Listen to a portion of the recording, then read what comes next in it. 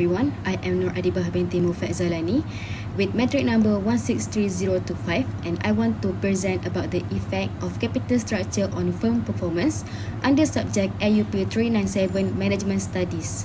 For the introduction, capital structure refers to how a company finances its assets through a combination of debt and equity. This makes it critical because it influences the cost of capital, the risk of bankruptcy, and the potential returns to shareholders. For manufacturing firms, capital structure decisions are especially important. These companies require a large investment in fixed assets like machinery, and they operate in a highly competitive, globalized environment. So, choosing the right mix of financing is not just about surviving, it's about being profitable, sustainable, and scalable. In Malaysia, the manufacturing industry is an important part of the economy.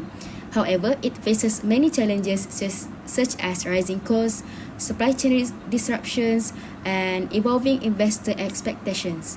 This is why I choose to focus on Malaysia's top 10 publicly listed manufacturing firms to see how their financing strategies influence their performance. Next, I will explain the research objectives and research questions. So, for the objectives, the first one is to examine the relationship between the total debt to total asset ratio and firm performance, which is return on assets and return on equity. The second one is to analyze the effect of the short-term debt to asset ratio on the firm performance.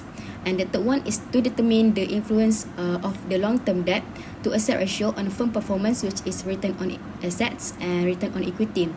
And the last one is to assess the moderating role of control variables such as firm age, tangibility, and size in the relationship between capital structure and firm performance. So for the question is, the first one is, how does the total debt to total asset ratio affect firm performance?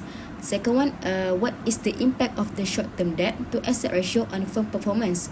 The third one is, how does the long-term debt to asset ratio influence firm performance?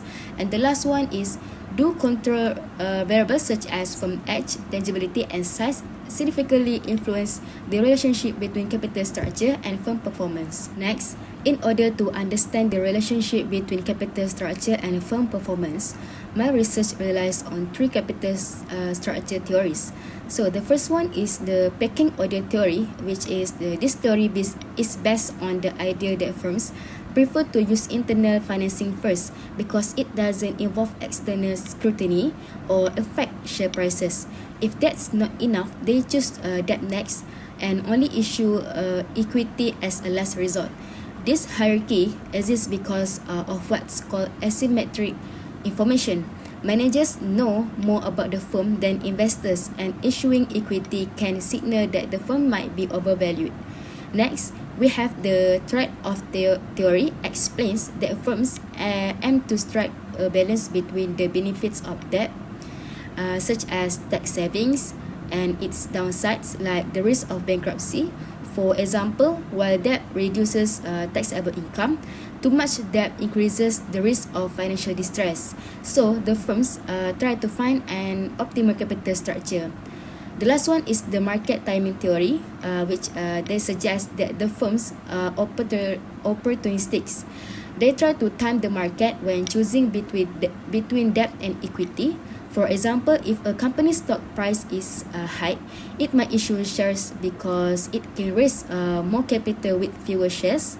If interest rates are low, it might prefer to borrow instead. So for the next one, to get my analysis, I formulated the three main hypotheses. So the first hypothesis is total debt to asset ratio has a positive effect on firm performance, which is return on asset and return on equity.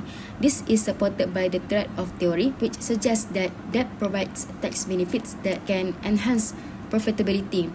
However, this assumes firms maintain debt at an optimal level, not too high to risk distress. The second one is short-term debt to asset ratio has a positive effect on firm performance.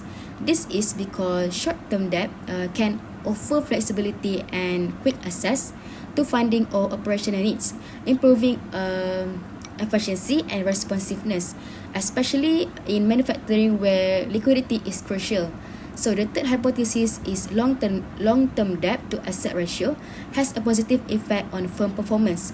This aligns with the idea that long-term borrowing supports capital-intensive growth and can generate returns over time if they manage well. All three hypotheses are tested using firm performance indicators, return on asset and return on equity, which measure how efficiently the firm uses its assets and how much return it generates for shareholders respectively.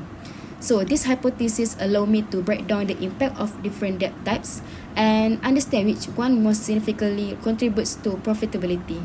Next, for the methodology, I focus on the top 10 manufacturing companies listed on Bursa Malaysia, selected based on their market capitalization, financial stability, and the availability of complete financial reports from 2020 to 2024.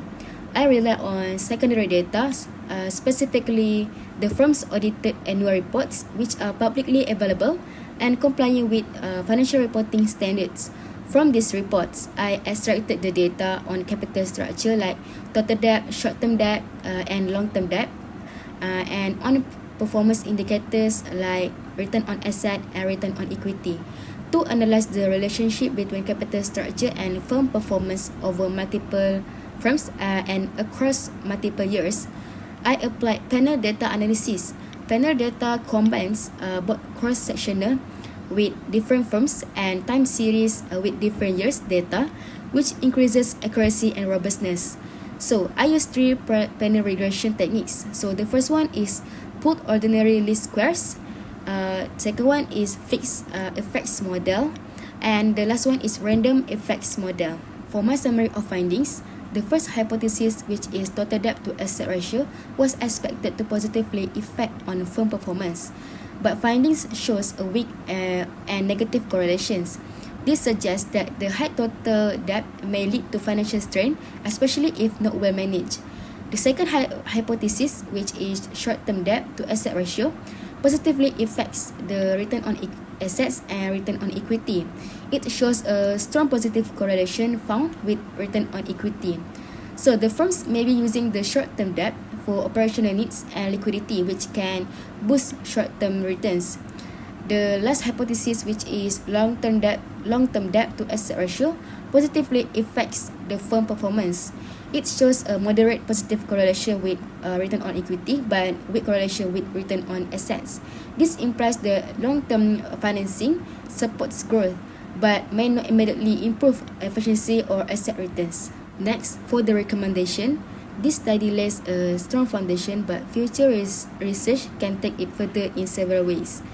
First, by expanding the sample beyond just the top 10 manufacturers, we could include more firms from different sizes and industries. This would make the findings more general and applicable across sectors. The second one is adding qualitative data such as insights from interviewers or company case studies that can help us understand the why behind the numbers. For example, how leadership decision or market perceptions influence a firm's capital strategy. The third one is I recommend integrating the macroeconomic factors.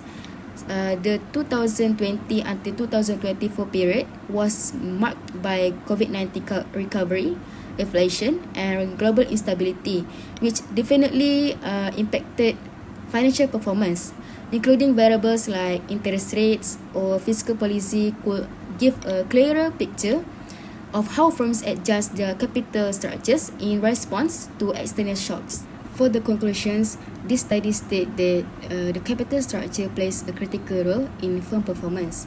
Specifically, short-term debt has the strongest positive effect, especially on return on equity, which are demonstrating that manufacturing firms can benefit from managing it wisely. These results provide the valuable insights for financial strategy formulation, investment decisions, and public policy design, especially in Malaysia's emerging economy.